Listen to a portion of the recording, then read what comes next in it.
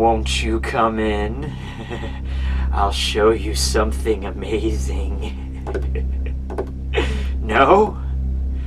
Okay then. Seriously, this is your last chance. You can still push the back button if you want to. You know what this is going to be. Hey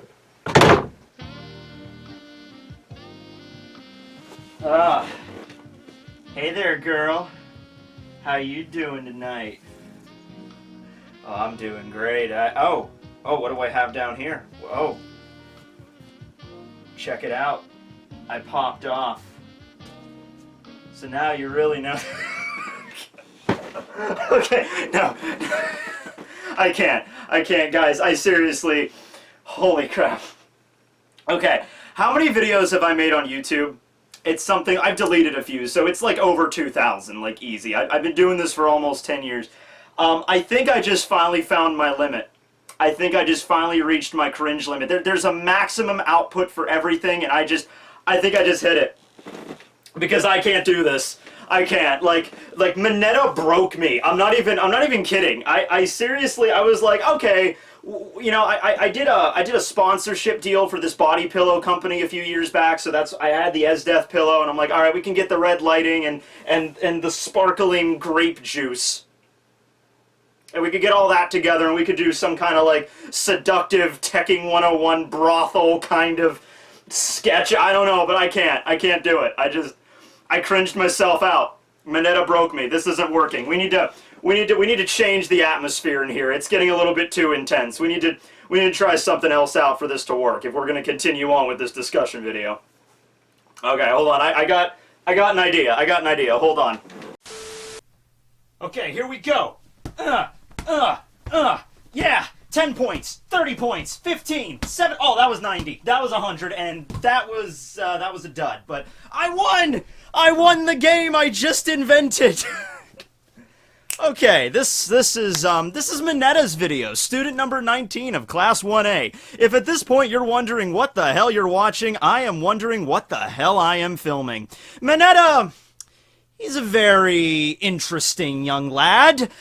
He is the shortest out of all the members of Class 1A, and I could sort of relate to that. I was a pretty tiny kid when I was in high school. I was only like 5'3" when I was like in 10th, 11th grade, so yeah, I could kind of relate to that. I wasn't the shortest kid in the school, though. Suck it, Zach. But okay, Mineta is the obligatory perverted character in the series. Now listen, it's anime. It's, you know, My Hero Academia takes a lot of, you know, references from not just shonen battle manga, but also a lot of slice of life and school life, because that's kind of like a dichotomy of the series that makes it up. It's like half of it is school life, you know, then like here's a cultural festival and all that stuff we have to do, but also it involves really epic battles. So, with that being said, you know, most school life, most slice of life anime are going to have the perverted character. It just happens. In fact, most shonen are probably going to have the perverted character. There's a way you can do this that's interesting in a way that's just kind of tired. The way that you do it that's kind of tired is where a character is a pervert 100% and it's dialed up to like 11 and they're very one note and that's who they are. I just finished watching the first season of High School DxD the other day, and yeah, Issei, yeah, I think Issei and Mineta would probably get along really well. And here's the thing, though. It's like with Mineta, a lot of times in the series, there are moments where he can stifle his perverted nature long enough to actually contribute, like the time during USJ, or the time, I think the most prominent one is at the end of semester test when he was teamed up with Sero to fight Midnight, and that he had that line that was like, just for this one moment, the boobs will have to wait.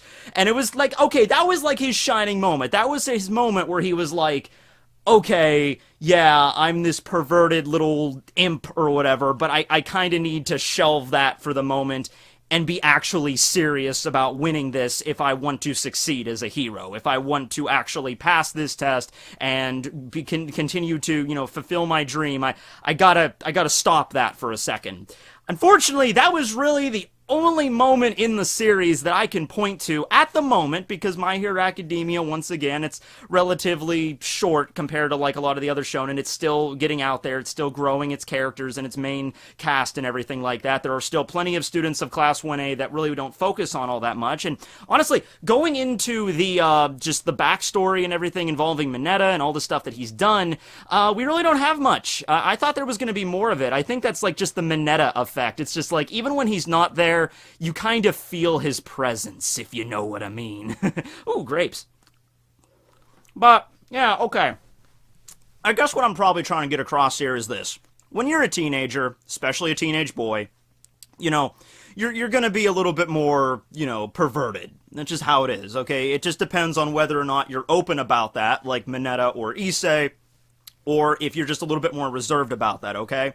But yeah, I mean, look, you're a teenager, you're gonna be, you know, basing a lot of your decisions on raw emotion, you got a lot of hormones coursing through you at that point, life is a little bit more complicated at that stage in your development, that's fine, that's understandable, and look, it's anime. I get it. You're going to take certain personality traits and you're going to dial them up on purpose because it's exaggerated. It's fiction. We've all known hot-headed people in our past, but Bakugo kind of takes it to the next level. When we were in school, I'm sure we all knew the edgy kid, you know what I mean? Tokoyami takes that to a whole new spectrum, really. By the way, right now in the manga, Battle of the Edgelords, and I'm loving it. But okay, yeah, so, but even with that being the case, and the fact that you got to exaggerate certain personality traits, there are things that Mineta has done in the series that are just really way too creepy for me to justify, you know, and I'm a bit of a pervert myself. I like girls that have very large jubblies, like, we all know this is already common knowledge, but let's just go down the list of some of the stuff Mineta has done, just off the top of my head. We had the time he clung to Momo's butt when they won the sports festival race. That was a little, like, how would those two even, like, stare at each other ever again after that?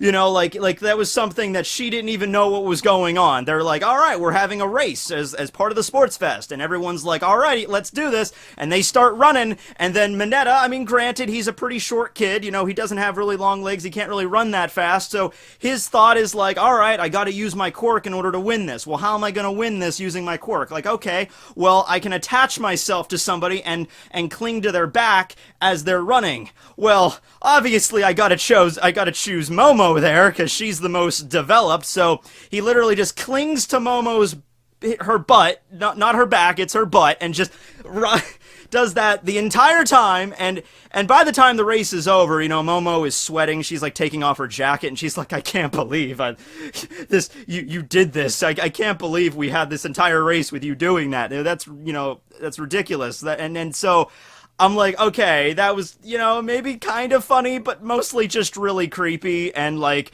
I can imagine, like, months later, when they're living in the dorms, and they're having dinner together, like, at the dining room in Heights Alliance, you know, Mineta's sitting across from Momo, and they're just eating their food, and their eyes just lock for a briefest of moments, and that day, like Momo is the most developed girl in the entire class, so she's always like the object of Mineta's affections, but that took it to like a whole new level, and like they would like remember that, and she would just slowly just stop eating as soon as he looked at her, and just pick up her food and just like, I'm gonna be finishing my dinner in my room from now on. You know, like that would be like, if any real world scenario, you know, that wouldn't fly.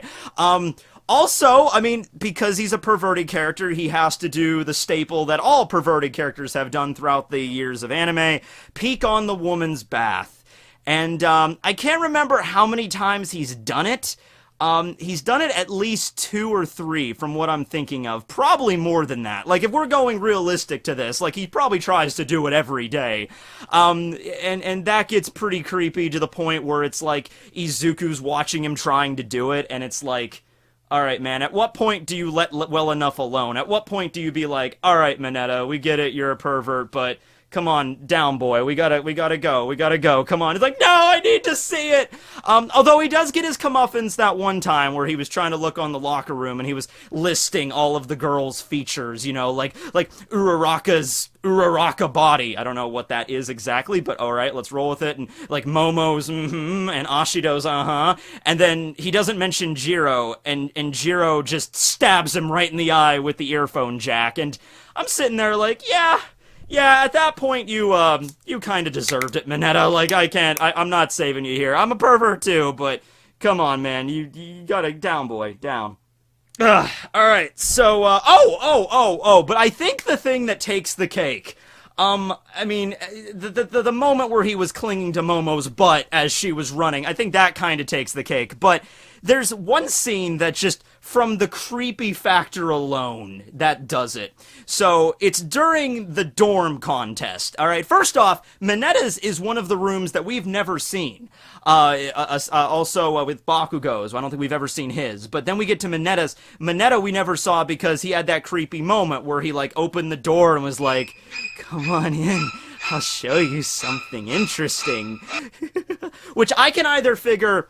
It's either going to be a messed up BDSM sex dungeon, or, second option, it's going to be kind of like this, except with way more balls lying around and way more body pillows, you know, and a lot more sexy. I think Mineta's probably a fan of Nico Robin and Nami. I think he would probably be, yeah.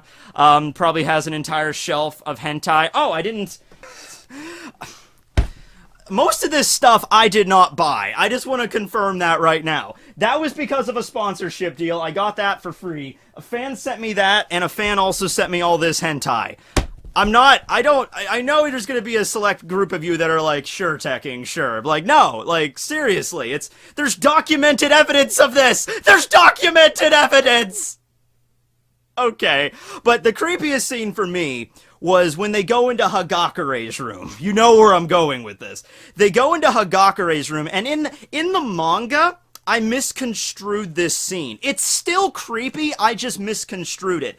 In the manga, when they were in her room, I thought Mineta was trying to get a peek at, like, her underwear drawer, because there's this scene where Mineta's hanging out next to her dresser, and I thought he was gonna, like, open the dresser and try to get a look at her bras and stuff. That's really creepy, but what really happened, and what's shown more properly in the anime, which is even worse, is he doesn't even do that. He literally walks over to her dresser, and he doesn't try to open it, rather, he, like, tries to, like, get a whiff of the smell of her underwear, like, plus ultra.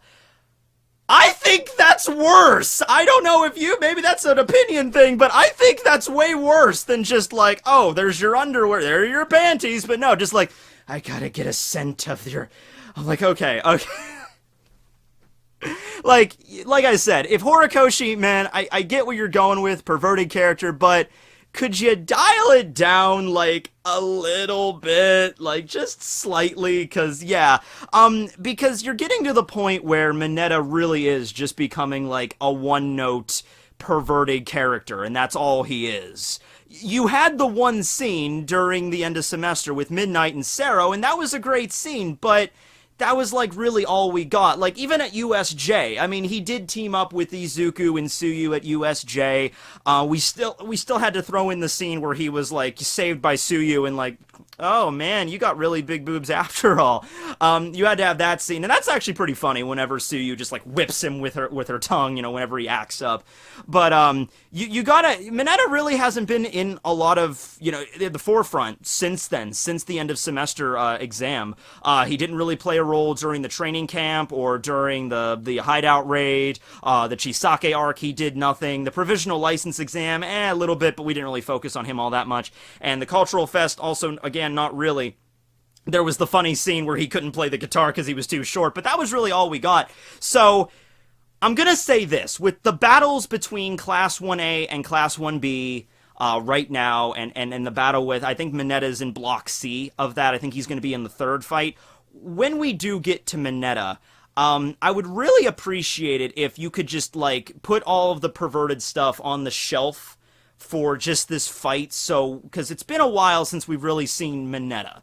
in battles. So if we could just shelve that, and then we could just focus on the battle at hand here, and he could do something really badass here, and that kind of like redeems him like a little bit. Maybe just angle it more. Just like, okay, all right, yeah, we get it, what kind of character he is, but let's just redirect that for a little bit and focus on another aspect of him. How about we do that instead? Okay, that wouldn't be a bad idea. But yeah, it gets pretty creepy with Mineta. So, moving on to what his quirk is.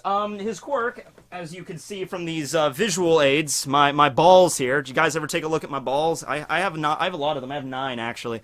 But his quirk is called Pop Off. And as you can notice, Mineta's hair is a little unusual. It takes the form of these very large, grape-looking balls, or orbs.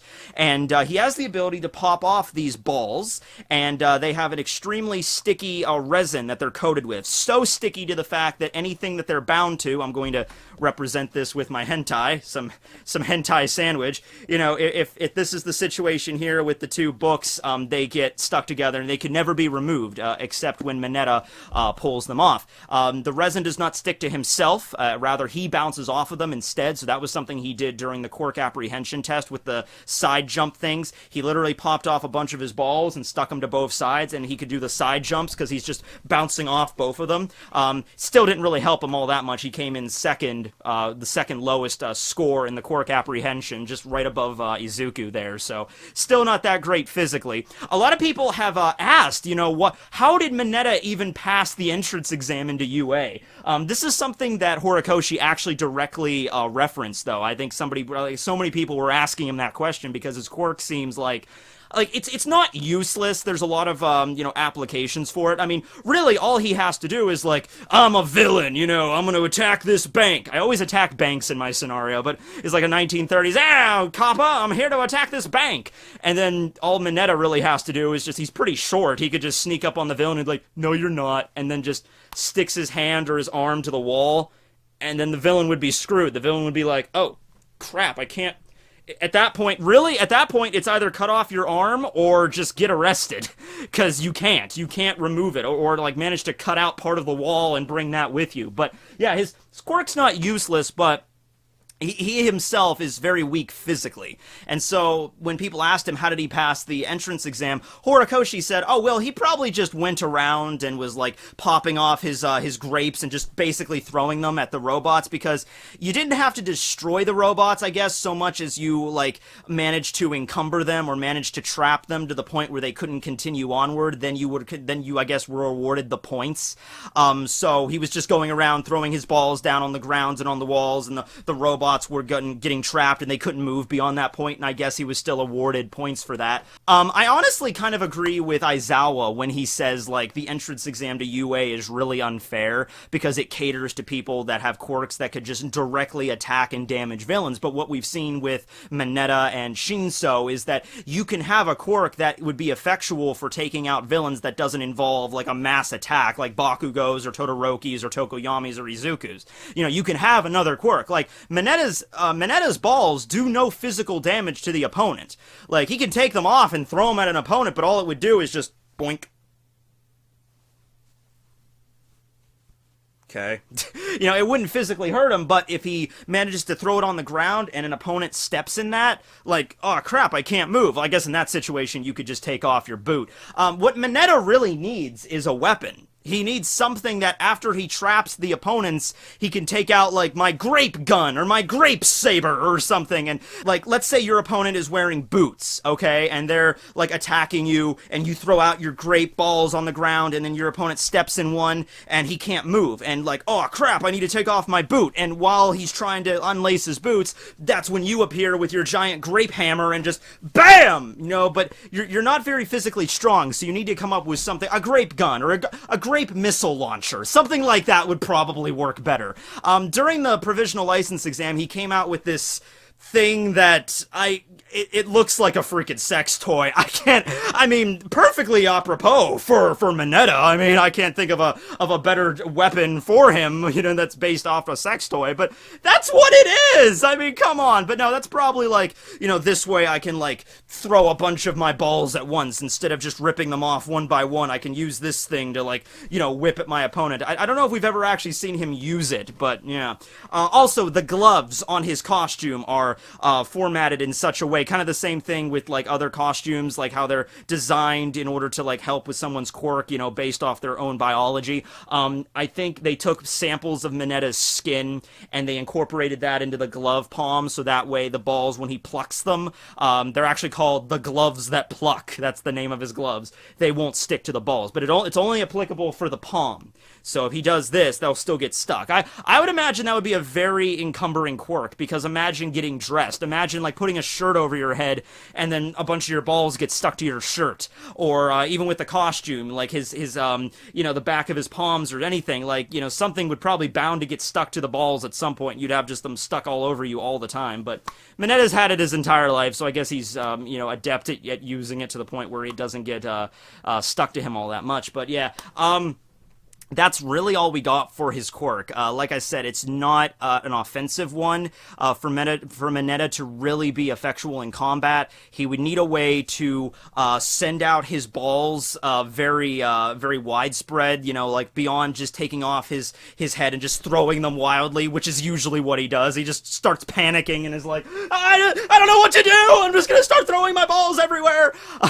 And if he pulls too many off of his skull, they actually, his scalp starts to bleed, so there is like an upper limit for that. So during the training camp, his training was just to keep consistently plucking his balls, and he was bleeding, and he's like, please, can I stop? So much blood loss. Also, the stickiness is not permanent. I guess I should have clarified that earlier. It does stay sticky for a tremendous amount of time. Like, if you were in the middle of combat, like if you were in the middle of battle with Mineta, like, it's going to stay sticky long enough that it actually matters, but eventually the balls will wear off. It just depends on Mineta's health. So if Mineta is, like, really sick that day and he has, like, a cold, like, pluck, stick, it might only stick to the opponent for, like, maybe a few seconds, maybe a minute, and then it'll fall off. But if he's in perfect health, they'll stay sticky for quite some time, and when you're in the middle of combat, then you'll be fine in that situation there.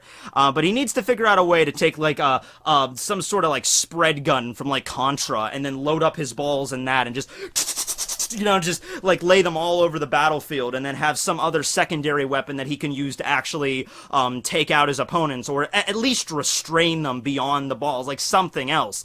I guess if you manage to get the jump on your opponent, if you're really adept at them, you could, maybe that's what that sex toy thing was for, like a string of balls, and you could use that like a rope, or like handcuffs or something, or like just trap your opponent like this, so sticky they can't move. Something like that would work really well for Mineta. But yeah, that's his quirk there. I guess I should talk about his relationships to other characters. He gets along the most with Kaminari. Kaminari is also... See, this is the thing with Kaminari. Kaminari is portrayed as a more typical high school kid. He's always trying to act cool around the ladies, and he's very perverted, but he's perverted in, like, an ordinary way that you would see in most high schools. Maybe someone that talks a big game, bragging about, like, how many girls he's had sex with or something in high school. I've known people like that. And he's just like, oh man, last night, me and Lisa, we were at the dance, and she let me, like, that kind of guy. That's who kind of Kaminari really is.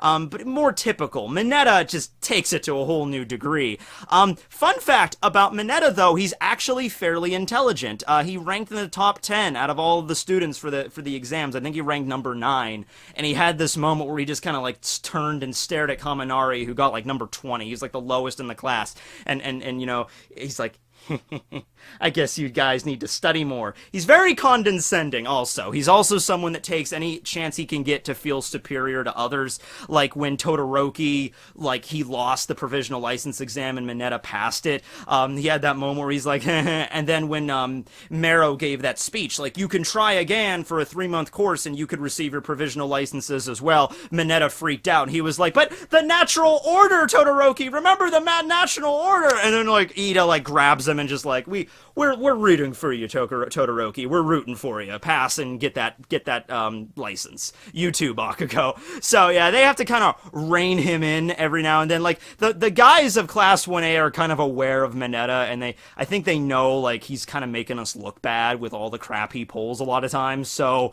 I think they're really starting, like Ida especially is one of them. He's just like, how uncouth are you?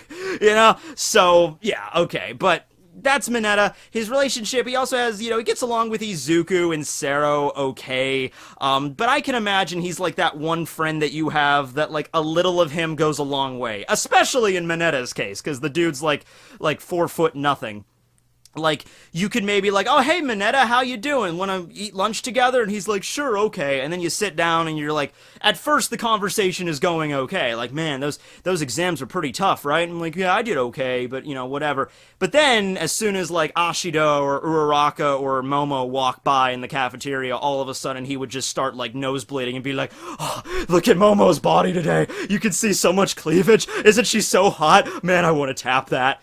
And at that point, you'd be like, okay, just cool down, dude. I'm gonna go over there. Oh, hey, Sero, how you doing? That's the kind of guy Mineta is. And I think, you know what? If Horikoshi's gonna do this in a realistic fashion, I can actually see a way that he could sort of redeem Mineta.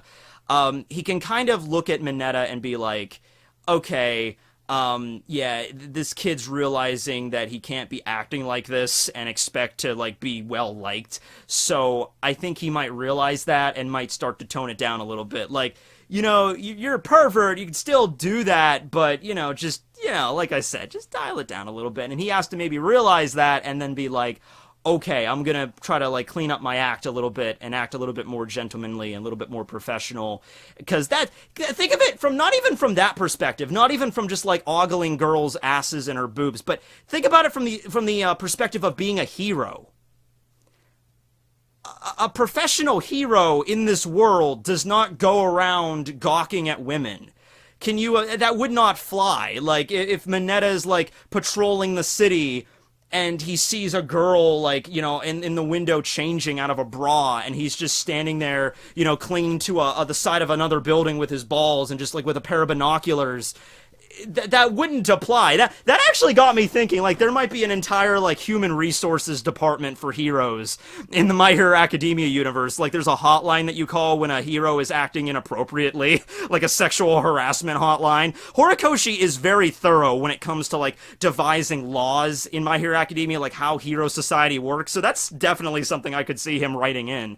Like, Mineta, you seriously have to stop acting that way. Like, I could see, like, Aizawa even calling him in, like, let's picture this for a second. It's graduation week, all right? All of the students of Class 1A, they're about to graduate and go out and become professional heroes. I could see Aizawa, like, calling in Mineta and having him sit down and be like, Mineta, listen. If you keep acting like you've trained very hard and your quirk is much better than what you started, but I'm just going to be straight with you right now. If you pull that perverted bullshit while you're on the clock as a hero, it's not going to fly. Okay, it's not gonna work. Okay, you're not gonna be a hero for very long if you keep acting that way. So that's my last piece of advice for you as your teacher. So yeah, that actually got me thinking. I could see that now. I could see when the students are ready to leave the nest, so to speak. I could see Aizawa sitting down with all of them and giving them their last piece of advice before they leave. Or, like, it's Aizawa, so maybe he'll, like, leave them notes or something. I could see that. Kind of taking a page out of Assassination Classroom there a little bit. But you know what I mean. Like, yeah, kind of like that. Oh, and before I forget, I'm putting Mineta as number 12 on my list of my personal favorite members of Class 1A, because I often forget to do that. But, yeah, this was a relatively short episode. At least it feels that way. It doesn't feel like I was talking for that long, but, yeah. Okay. Well, we all know what it's time for, ladies and gents. We don't have very many students left, but the good ones are remaining. We got Ida, we got Uraraka, we got Izuku still waiting in the wings. I pretty much know what I'm going to do for all the remaining videos, so let's do this. Let's dive right in. It's D20 time, kids. All right, so we have 2 and 1s. That's Ashido and Aoyama. We already did them. All right, let's just roll it. 7 and 9. 9 is Coda. Okay, well, you know what? That's okay.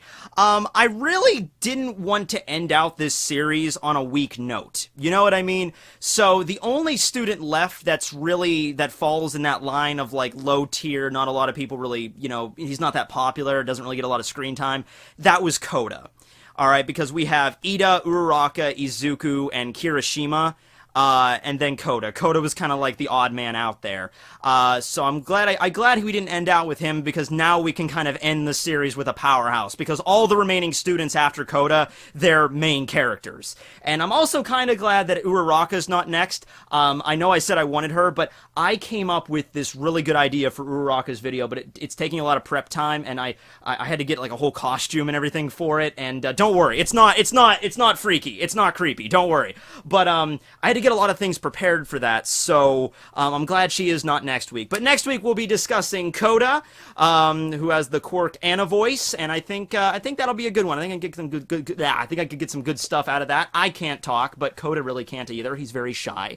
So we'll talk about him next week. Thanks for watching, everybody. Remember, grapes are good. They're very nutritional, so try some grapes out today. Shining out.